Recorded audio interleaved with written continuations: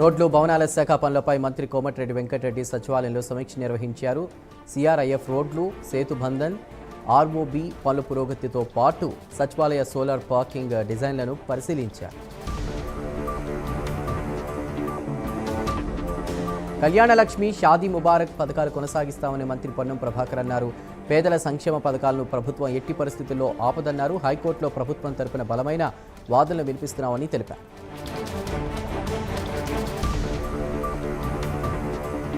శ్రీశైలం ముంపు నిర్వాసితుల రిలే నిరాహార దీక్షలు 150వ రోజుకు చేరాయి. నిర్వాసితులకు ఉద్యోగాలు ఇచ్చే వరకు ప్రజాప్రతినిధుల ఇళ్లను ముట్టడించాలని మాజీ ఎమ్మెల్యే లబ్బి వెంకటస్వామి పిలుపునిచ్చారు.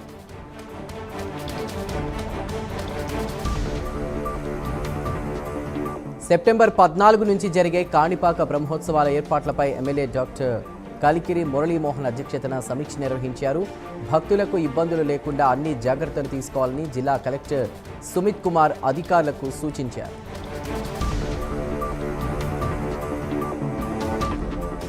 కాకినాడ రూరల్ ఎండీఓ కార్యాలయంలో 1 మంత్ 1 విలేజ్ కార్యక్రమంలో జిల్లా కలెక్టర్ హరేంద్ర ప్రసాద్ పాల్గొన్నారు. తిమ్మాపురం, వాకలపూడి సహా పరిసర గ్రామాల ప్రజల నుంచి ఫిర్యాదులు స్వీకరించి పరిష్కారానికి చర్యలు చేపట్టారు. భారతీ సిమెంట్ ఫ్యాక్టరీకి భూములు ఇచ్చిన నిర్వాసితులకు అన్యాయం జరుగుతోందని ఆర్సీపీ రాష్ట్ర కార్యదర్శి రవిశంకర్ రెడ్డి ఆరోపించారు. కార్మిక చట్టాలను పాటించి స్థానికులకు న్యాయం చేయాలని డిమాండ్ చేశారు. తమ డిమాండ్లను పరిష్కరించాలని కోరుతూ శ్రీకాకుళం రిమ్స్ జూనియర్ డాక్టర్లు నగరంలో భారీ ర్యాలీ నిర్వహించారు. స్టైఫండ్, పదవీ విరమణ వయస్సు తదితర అంశాలపై ప్రభుత్వం వెంటనే స్పందించాలని డిమాండ్ చేశారు. ప్రకాశం జిల్లా దర్శి మండలం బొట్లపాలెంలో వ్యవసాయ విద్యుత్ ట్రాన్స్ఫార్మర్లను ధ్వంసం చేసి కాపర్ కాయిల్స్ను దొంగలెత్తుకెళ్లారు.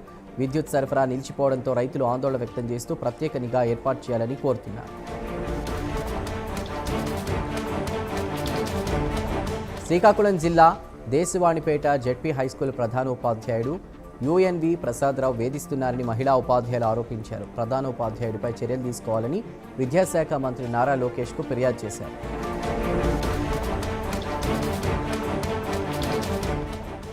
అన్నమయ్య జిల్లా గుర్రంకొండ మండలంలో చంద్రారెడ్డి అనే వ్యక్తి ప్రమాదవశాత్తు బండరాయిపై పడి మృతి చెందాడు. మద్యం సేవించి వెళ్తుండగా ప్రమాదం జరిగినట్లు సమాచారం.